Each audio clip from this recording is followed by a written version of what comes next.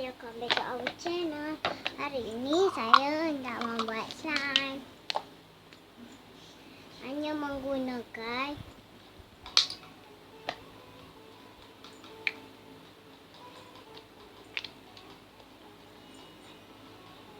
empat bahan.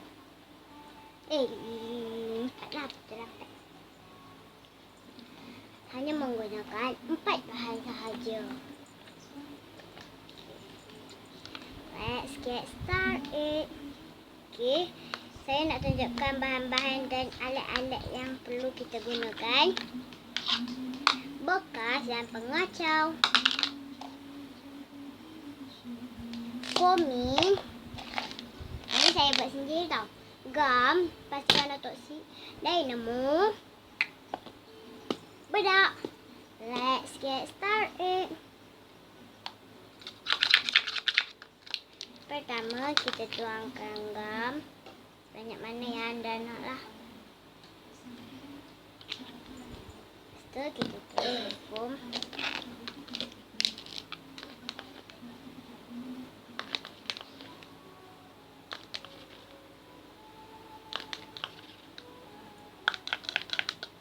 Kita habiskan.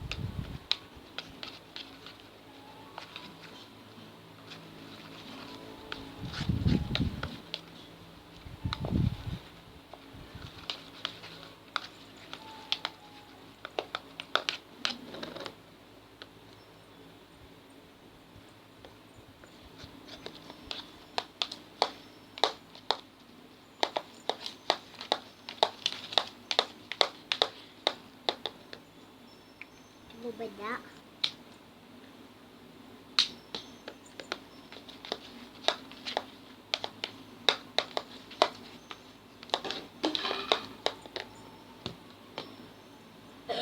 Itu ada nama.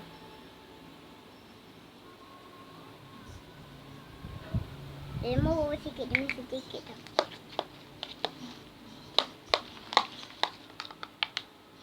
Macam nak menggupal dah.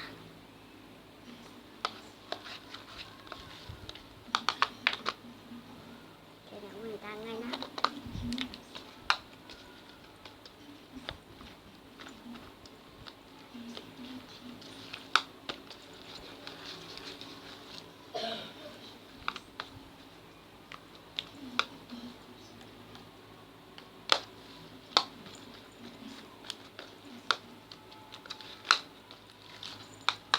Okay, ni dia dah jadi.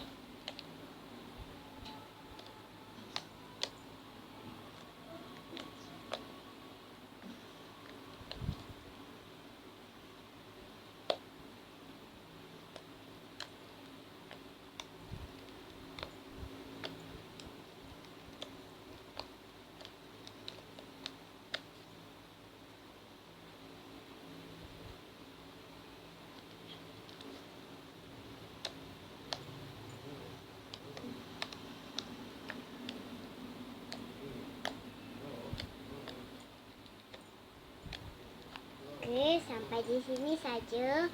Assalamualaikum dan bye. Jangan lupa like, subscribe, comment and share. Bye. Assalamualaikum.